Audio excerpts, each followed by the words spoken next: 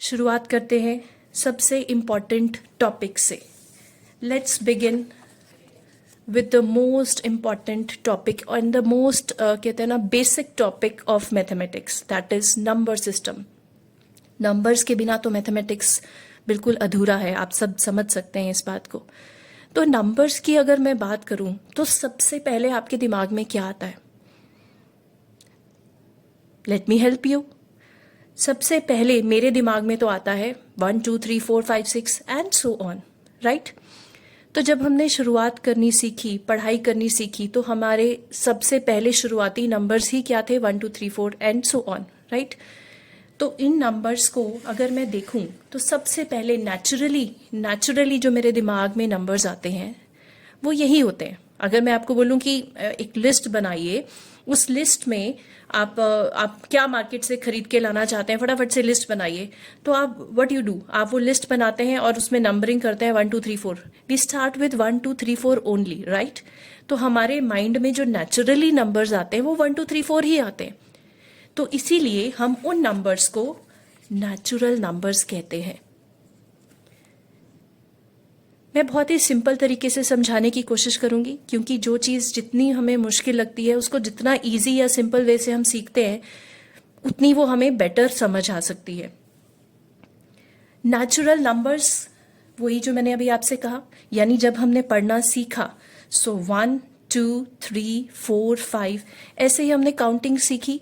तो ये जो काउंटिंग नंबर्स होते हैं इनको हम क्या बोलते हैं? नेचुरल नंबर्स, क्योंकि नेचुरली हमारे दिमाग में सबसे पहले यही नंबर्स आते हैं। I hope you are clear with this. उसके बाद जब आपने नंबर सीख लिए, फिर धीरे धीरे आपकी क्लासेस बड़ी हुई, आपको टीचर्स ने क्या सिखाना शुरू किया? उन पर ऑपरेशंस, एडिशन सिखाना शुरू किया, सब्ट्रैक्शन सिखाना शुरू किया, राइट। तो जब एडिशन सब्ट्रैक्शन हमने सब्ट्रैक्शन सीखी तो एक चीज और आई दिमाग में हमारे। What is that number? That is 0। वो क्यों आया हमारे दिमाग में? क्योंकि जैसे ही हमने देखा कि 5 - 5 क्या होता है? 0।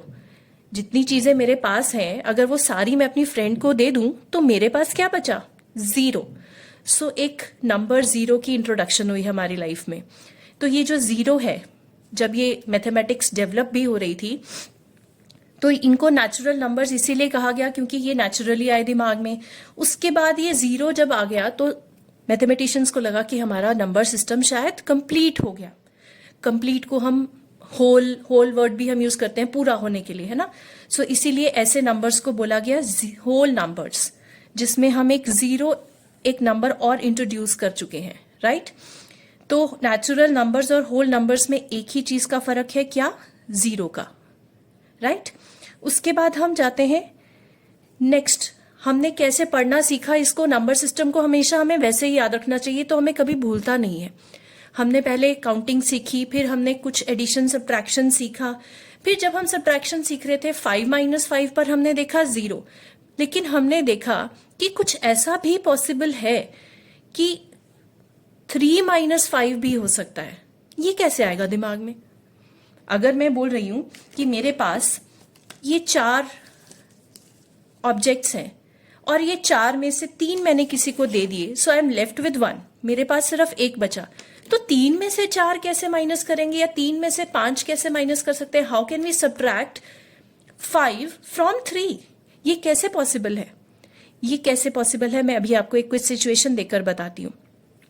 मान लीजिए आप मार्केट गए हैं अपने किसी फ्रेंड के साथ घूमने, आपको वहां पर एक कोई टॉय बहुत पसंद आ गया और वो टॉय है 500 रुपीज का, बट आपके पास आपकी पॉकेट में सिर्फ 400 रुपीज है। अब आप क्या करेंगे? आप अपने फ्रेंड से पूछेंगे कि अगर उसके पास और 100 रुपीज हैं तो मुझे बोरो कर दो, राइट। मान लेते हैं कि आपकी फ्रेंड के पास ऑलरेडी है 100 रुपीज आपको देने के लिए, ठीक है। तो वो जो 100 रुपीज आपको उसने दिए, राइट, तो आपने 400 + 100 करके 500 आपने शॉपकीपर को दिए, आपने अपना टॉय खरीद लिया। अब आप मुझे बताइए कि आपके पास कितने पैसे बच गए? How much money is left with you? Is it 0? I will not say it is 0, it will be -100। Why? क्योंकि वो 100 आप पर उधार है, -100। सो -100 का माइनस का कॉन्सेप्ट ही वहां से आता है। इट मीन्स मुझे अभी 100 रुपीज देने हैं। मेरे पास ये ऑप्शन है कि मैं उसको बाद में मतलब लौटा सकती हूँ या लौटा सकता हूँ, but it means the concept of negative numbers came into existence, कि ये नेगेटिव नंबर्स के बारे में हम ऐसे सोच सकते हैं, ऐसा हमारे दिमाग में ऐसे आ सकता है, राइट। तो वहां से नेगेटिव नंबर्स की इंट्रोडक्शन हुई। तो ये जो नेगेटिव नंबर्स हैं, जैसे हमने बोला 0, 1, 2, 3, फिर ऐसे ही कुछ नेगेटिव नंबर्स आने शुरू हुए, -1, -2, -3। मतलब जैसे मैंने अभी आपको एग्जाम्पल दिया 3 - 5। सो 3 में से अगर मैं 5 माइनस कर रही हूं तो वो कैसे होगा? इट मीन्स मेरे पास 3 रुपए हैं, 5 रुपए की चीज मुझे खरीदनी है। I have to purchase something of ₹5। तो मैंने 2 रुपए किससे उधार लिए? अपनी फ्रेंड से उधार ले लिए। अगर मैंने वो 2 रुपए उधार लिए तो it means I am left with -2 now, right. I hope you are clear with the concept, क्योंकि मुझे उसको 2 रुपए लौटाने हैं। तो मेरे पर उधार कितने रुपए का है? 2 रुपए का। It means -2 is my balance, right. ऐसे ही और भी इंटीजर्स इंट्रोड्यूस होने शुरू हुए जब हमने इस तरह की सब्ट्रैक्शन को करना शुरू किया, राइट। उसके बाद कुछ और कैटेगरी ऑफ नंबर्स भी हैं। हमने मल्टीप्लिकेशन भी सीखी, हमने डिवीजन भी सीखी। तो जब हमने मल्टीप्लिकेशन सीखी, टेबल्स सीखे हमने, तो हम सबको पता है कि कोई भी नंबर 2 के टेबल में जो आता है, we call them as even numbers, या मैं इसको ऐसे भी बोल सकती हूँ, वो नंबर्स जो 2 से डिवाइड हो जाते हैं उनको मैं क्या बोलूंगी? उसको मैं किस कैटेगरी में डालूंगी? Even numbers. मतलब ये 2 कैटेगरीज बना दी गई। ऐसी कैटेगरी जिसमें नंबर्स 2 से डिवाइड होने वाले हैं, ऐसी कैटेगरी जिसमें नंबर्स 2 से डिवाइड ना होने वाले हैं। तो ये मेरे पास आ गया डिविजिबल बाय 2, डिविजिबल बाय 2, और ये वो कैटेगरी आ गई जिसमें वो नंबर्स आ गए जो डिविजिबल बाय 2 नहीं है, यानी कि एक तरह से जो बच गए नंबर। हमने इवन नंबर्स को 2, 4, 6, 8 एंड सो ऑन 2 के टेबल में, एक तरह से आप कह लो कि आप 2 का टेबल पढ़ रहे हो, मल्टीपल्स ऑफ 2, अगर किसी को मल्टीपल का कॉन्सेप्ट पता है तो जो बच गए नंबर्स उसको मैंने ऑड नंबर्स की कैटेगरी में डाल दिया। All right. उसके बाद कुछ और कैटेगरीज, धीरे धीरे नंबर्स को पढ़ना शुरू किया तो बहुत सारी कैटेगरीज मिली। अब फिर हमने देखा कि कुछ और नंबर्स भी हैं, प्राइम नंबर्स। प्राइम नंबर्स क्या चीज होती है? अब काफी बच्चों को शायद मालूम भी होगा। प्राइम नंबर्स ऐसे नंबर होते हैं जिनको मैं थोड़ा सिंप्लीफाइड फॉर्म में बोलूं, ऐसे नंबर्स जो सिर्फ अपने टेबल में आते हैं और 1 के टेबल में आते हैं। 1 के टेबल में तो सभी नंबर्स आते हैं। अगर मैं 1 का टेबल पढ़ूं तो 1 multiply by 1, 1, 1 2s are 2, 1 3s are 3। तो इट मीन्स सारे नंबर्स 1 के टेबल में तो आते ही आते हैं, राइट। तो ऐसे नंबर्स जो 1 के टेबल में और खुद अपने ही टेबल में आते हैं और किसी टेबल में नहीं आते, उसको हमने किस कैटेगरी में डाल दिया? उसको हमने डाल दिया प्राइम नंबर्स की कैटेगरी में। ये मैंने बहुत ही सिंप्लीफाइड लैंग्वेज बोली है, टेबल्स हमें याद रखना थोड़ा आसान है। ओके, सो वो नंबर्स, अगर आप इसको फैक्टर्स की टर्म्स में समझो तो फैक्टर्स जिसके सिर्फ वो नंबर हो और 1 हो, लाइक 2 जो है वो सिर्फ 2 के टेबल में ही आता है, 2 किसी और टेबल में नहीं आता। यानी कि 2 के फैक्टर्स जो है वो क्या हुए? एक तो 2 खुद और एक 1। 1 तो होता ही होता है, सबका फैक्टर है ना। 1 के लिए हमें ज्यादा सोचने की जरूरत ही नहीं पड़ती। तो हमें जरूरत कहाँ पड़ती है? जहां पर मुझे अपने टेबल के अलावा कहीं और वो नंबर दिखाई दे। जैसे 3 है, 3 भी सिर्फ अपने टेबल में आता है। 5 है, 5 भी सिर्फ अपने ही टेबल में आता है। 7 अगेन अपने टेबल में। 9 आएगा क्या? No, because 9 comes in the table of 3। 3 के टेबल में 9 आता है ना, राइट। तो वो 3 के टेबल में भी आता है, 9 के टेबल में भी आता है, तो वो हमारे प्राइम नंबर्स की कैटेगरी में नहीं आएगा। वो कहाँ चला जाएगा? कंपोजिट नंबर्स की कैटेगरी में। ऐसे ही हम आगे देख सकते हैं 11, 13, 15। अगेन 15 भी नहीं होगा प्राइम नंबर, क्योंकि 15 3 के टेबल में भी आता है, 15 5 के टेबल में भी आता है, और 15 अपने खुद के टेबल पे भी आता है। तो इट मीन्स काफी सारे फैक्टर्स हैं उसके लिए, है ना। तो इट मीन्स प्राइम नंबर की कैटेगरी में 15 को भी हम नहीं डाल सकते, राइट। तो जो बच गए मेरे पास नंबर्स, उनको मैंने किस में डाल दिया? कंपोजिट नंबर्स की कैटेगरी में। जो प्राइम नंबर्स हैं आप उसमें ध्यान से देखिए, ये सब ऑड नंबर्स हैं, एक 2 को छोड़ के। तो जो सबसे छोटा स्मॉलेस्ट प्राइम नंबर होता है वो कौन सा होता है? 2. The smallest prime number is 2 and it is the only even number. उसके अलावा आप जितने भी प्राइम नंबर्स देखेंगे वो सब के सब नंबर्स क्या है? वो ऑड होते हैं. The only prime number which is even that is 2. सिर्फ 2 होता है. ओके और कंपोजिट नंबर कहाँ से शुरू होते हैं? 4 से. तो सबसे छोटा कंपोजिट नंबर जो होता है वो 4 होता है. इन सब नंबर्स में कुछ मिसिंग लग रहा है आपको? मुझे तो लग रहा है कुछ. Can you guess? I think you must have guessed. 1 रह गया बेचारा हमारा. तो ये जो 1 होता है ना, 1 ये ना तो प्राइम होता है ना ये कंपोजिट होता है. It is neither prime nor composite. इसको हम क्या बोलते हैं? इसको हम एक न्यूट्रल नंबर भी कहते हैं. ठीक है, ये ना तो प्राइम की कैटेगरी में आता है ना ही कंपोजिट की कैटेगरी में आता है. क्योंकि प्राइम की कैटेगरी में भी हमने बोला कि ऐसे नंबर्स जो या तो सिर्फ 1 के टेबल में आए और अपने टेबल में आए, यानी कि उसके 2 फैक्टर्स मिलने चाहिए मुझे सिर्फ. और कंपोजिट नंबर्स में तो बहुत सारे फैक्टर्स पॉसिबल है.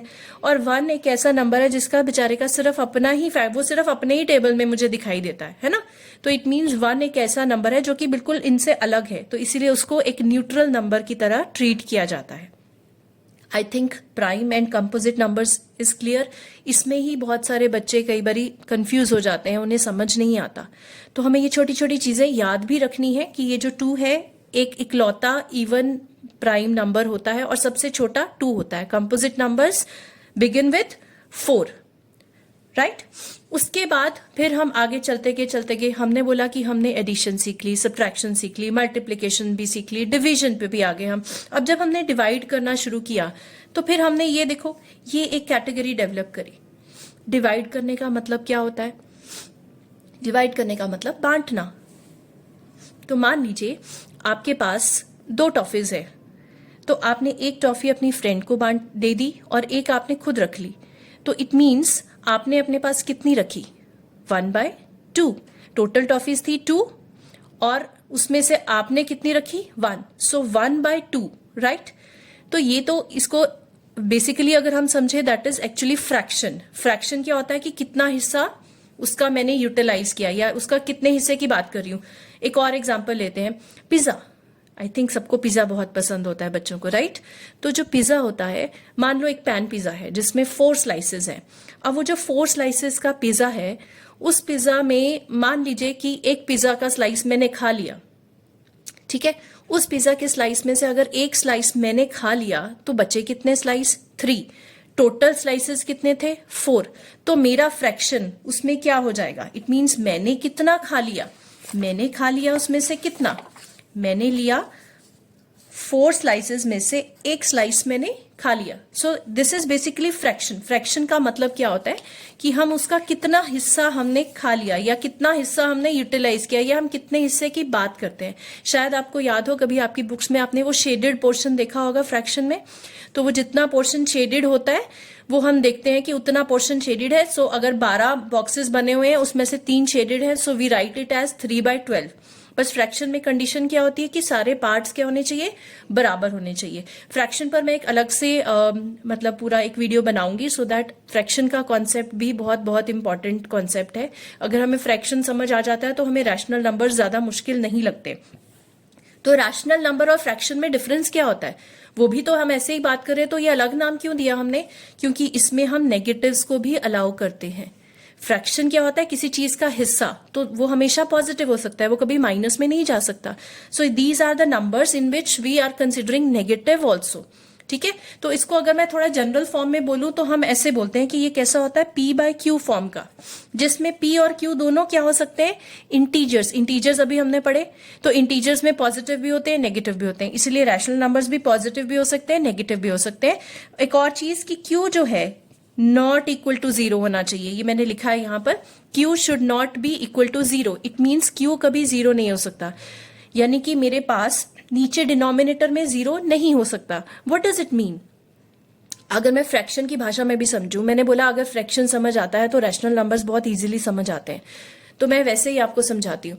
मान लीजिए मैं कह रही हूँ ये 1/2 का मतलब क्या था कि मेरे पास टोटल 2 टॉफीज थी और मैंने एक अपने पास रखी, राइट। अगर नीचे 0 आ गया मतलब मेरे पास 0 है और मैं उसको बांटूंगी कैसे, नॉट पॉसिबल ना। तो ये चीजें मुझे अभी हैंडल ही नहीं करनी आएंगी, राइट।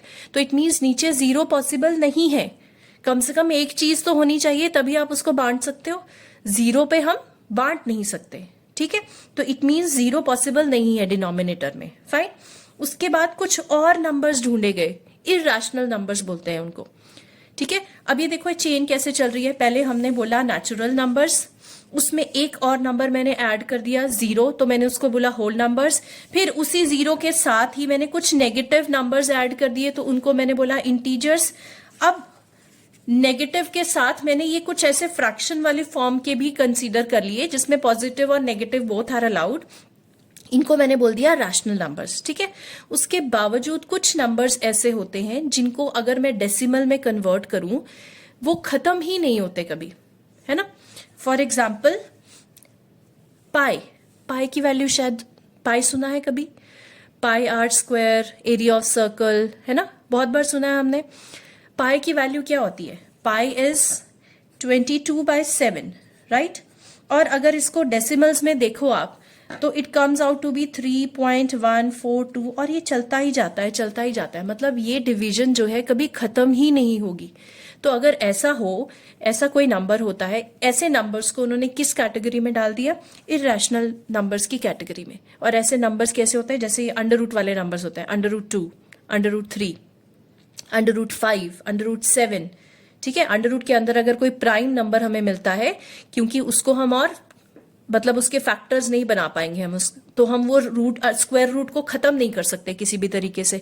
तो इसका मतलब ऐसे नंबर्स को हमने क्या बोला है, irrational numbers. I hope you are clear. उसके बाद the main thing, real numbers. ये जितने नंबर्स मैंने अभी पढ़े और आपको पढ़ाए, ये सारे नंबर्स को अगर मैं एक टोकरी में बंद कर दूं तो उनको मैं क्या बोलूंगी, रियल नंबर्स। इट मीन्स ये सारों का कॉम्बिनेशन क्या हो गया, रियल नंबर्स। इन सब में सबसे बड़े पहले कौन से आए थे, देखो मैंने बोला natural numbers, these are your natural numbers. उससे बड़े क्या हुए, होल नंबर्स। उससे बड़े और मैंने कुछ ऐड किया, इंटीजर्स, मतलब इंटीजर्स इन दोनों से बड़े हो गए, राइट। इंटीजर्स के बाद मैंने बोला कि मेरे पास आए रैशनल नंबर्स।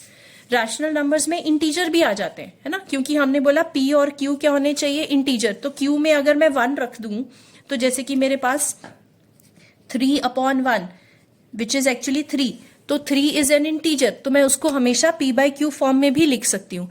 तो वो मेरा इंटीजर का काम भी करता है और वो मेरे लिए रैशनल नंबर का काम भी करेगा, राइट। तो negative integers negative rational numbers भी बन सकते हैं। तो इसका मतलब हुआ कि रैशनल नंबर्स में और एक्स्ट्रा आ गए, तो वो बड़ा हुआ ना, क्योंकि उसमें ये वाले नंबर भी आ गए और इसमें ऐसे P/Q फॉर्म वाले नंबर्स भी आ गए, तो वो बड़ा हुआ।